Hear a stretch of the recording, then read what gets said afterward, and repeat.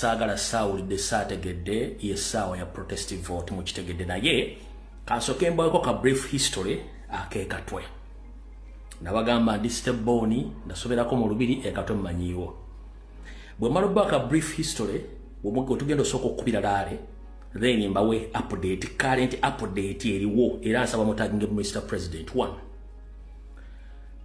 ku kasaawe keekatwe oba mu kikkaawo abasinga obungi muyitawo nga mugenda Entebbe mwidda mu kibuga naye temumanyi byafaayo byawo awo wennyini mu kasaawe kato wansi mu kikko awo nno embuga ya abamweyana omuyaga weeri ensonga lwaki wattu abaaliko empewo ezibafuula abalalu n'abo abalalu bennyini lwensonga lwaki bakuŋŋaanirangawo nakatoba kyakuŋŋaanira osome kumaze ebbanga siitawo kubanga ekikko ekyo kyabamweyana omuyaga mutegedde bulungi abakulidde Katwe Kibuye Mengo buli kimu ndowooza nga tukyasome mu lubiri awo wansawo mu Katwe mu katale batundanga ebikajjo matumbalo bigula nga tugenda limu kasanga tusambira omupiira ne wabeerangawo abasamizi abalalu naye nga ekyabeezanga abalalu empewo y'abamweyana omuyaga yabaleetangawo so akasaawa ako kabyafaayo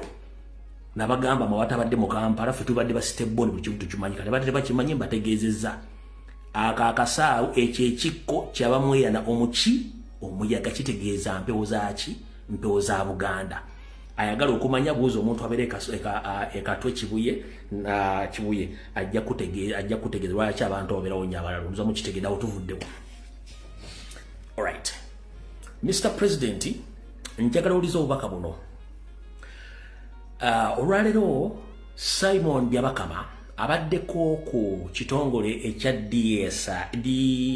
DIS kyetwayitanga CMI mu meeting y'abakama abe nga ekimututteyo kwogera na kutegeeza bakama abe nteekateeka kigibalina mumpulirize bulungi nnyo.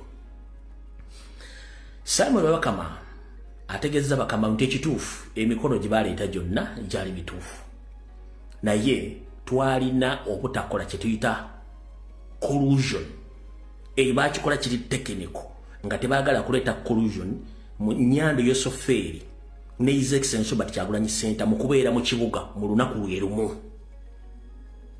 Mr. President ompuliriza emikono gye wajje mwasaba mu kusooka gye mwatalo gyonna gyali mituufu kano bakakola nga technical knockout nga tebaagala mubeere mu Kampala mu lunaku lwe lumu ku Lwokubiri. Ekyo kyakitegeeza bakama abe okusinziira ku sources zenfunye n'olw'ensonga eyo Mr. President n'emikono gye gyatuuseeyo era nagyo bagiverify nze neera bagenda teekamu ke tuyita ka strike of verification of signatures olw'okuba nti Nyando Yosoferi bategeezeza nti Yosoferi Nyando tasobola kubeera mu kibuga kyekimu mu lunaku lumu naawe so ne ku Mande olunaku lw'enkya bayinza obutakuwa baluwa na voce kokiza agenda kusasula mu banka ne bagikuwa ku Lwokubiri nga gwe bagenda nti olina kunominatinga ku Lwokusatu so yate bakisazeewo nti musobola kubeera mu kibuga mulundi gwe gumu muyinza okukirabako oba okikyusa nkidda muyinza okukirabako oba okikyusa kuba eno intelligence ya waggulu nnyo njagadde otegeeza President akitegeere nti buli kimu kyatuukirira bulungi nnyo wabula balina okukyusa nga bayita mu kakodi ak'emikono ako nti emikono tegyaweze basobole okukukandaaliriza nti otuuke ku Mande nga tebakuwadde baluwa nakuwa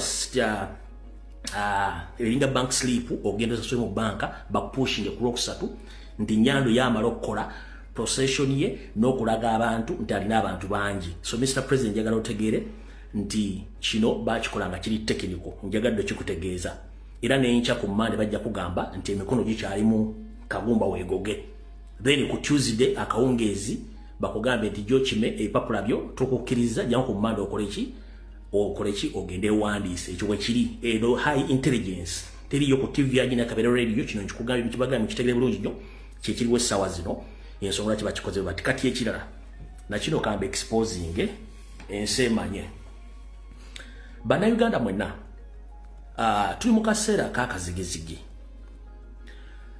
olwaleero bamaze okusaasanya almost bakasaasanya billions ezisukka 20 plus sente ze bakasaasanya bazisaasanya lwaki mu kusooka bwe bagambye nti emikono gyaffe tegiweze nga ate gyaweze baade bagala kikozesa nga topic of discussion oba ekyokwogerwako eri ba propagandalist baye bonna ku mainstream media ba youtubers n'abali ku social media era bakikozeseza nga ekifaananyi kye bagezaako okusiiga ne district ze bagambye teri mikono gyaffe ng'ezo district bayinza ozibeesinga kugamba nti ne Museveni awanguddeyo olw'okuba nekyagula teyafuna emikono in the first place. Ekyokubiri bayinza n'oteeka restriction nga president agenda kuba campaign bajjamu blockinga.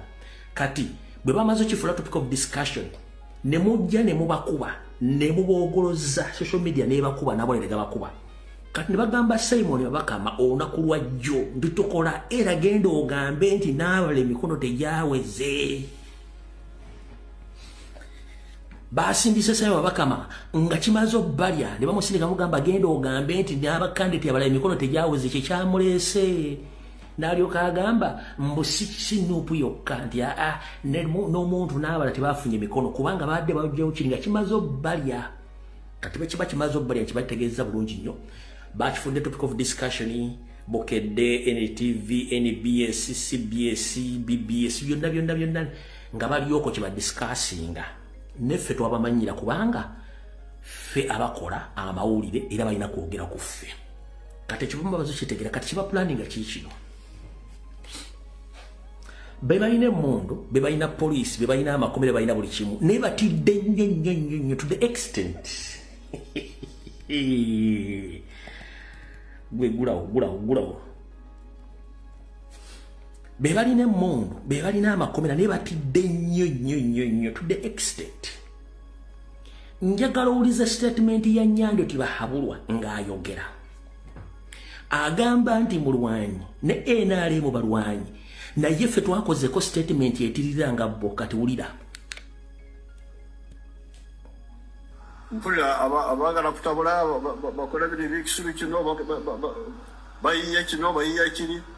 Njagala kubakakasa nti tewaliwo omuntu agenda kutabula wano.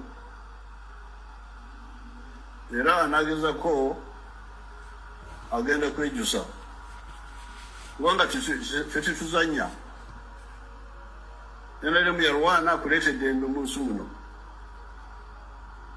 Tewaliwo atusinga mundu wano mu byokulwana, tewaliwo atusinga okumanya ebyokulwana. Naye tetukanga bantu. Saagala kumalirako budde. Bw'olabanga eyeeyita genero ng'ali mu myaka 4 atandise okulifalinga nti baalwana balina emmundu. Nyandi Yosoferi njala kubuuza. Emmundu ezo muziwa roboti nti ze zikwata emmundu ezo tezirina banganda roboti ezo sizi na Uganda oba ki? Abasajja balina emmundu banna Uganda babeera mu society yaffe ompulya bulungi nnyo. Kati bw'ogamba nti aba NRM mwine emmundu mwalwa nti bajja batiisatiisa okyogeraga nti gw'olina garanti ku balina emmundu nti baganda bwe bafamire yonna bali banna Uganda balina ebizibu byabwe. Kino kyenkunnyonnyola kiri visible and identical. Saddam Hussein yayogerako bw'atyo nga naye ayina emmundu naye nga bazikwasiza tabamanyi be baani nga nabo bakoowu. Omugenzi Gaddafi yayina emmundu nga naye bakomala bapangise era naye yayogera bw'atyo naye nga bakwasiza emmundu tabamanyi nti nabo basobola omwekyusiriza. N'abala Jeno Eri Bashir watu bwe yayogera naye be yakwasa emmundu baali bannansi bamala bamwefuulidde. Kati naye bw'ogamba nti mwine emmundu aba NRM emmundu muziwadde roboti nti zo zigenda kubeera ku komandi tezira bintu bigenda maaso mu ggwanga oba babalina emmundu baginyigirizibwa. Watch out your statements and be ready for what is coming. Ekyo nkikugambye. Kati kye bagenda okusiiga baka spending ya billions ezisukka 25 zitya.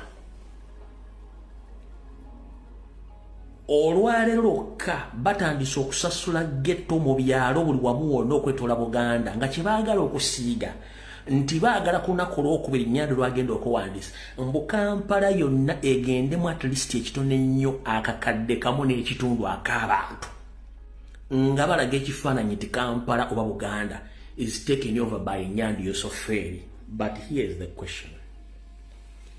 Sente z'okozesa kulale z'ogenda okukozesa ku Tuesday. Ffe tetugenda kukozesaako wadde n'obukadde 10 okugenda okwewandiisa.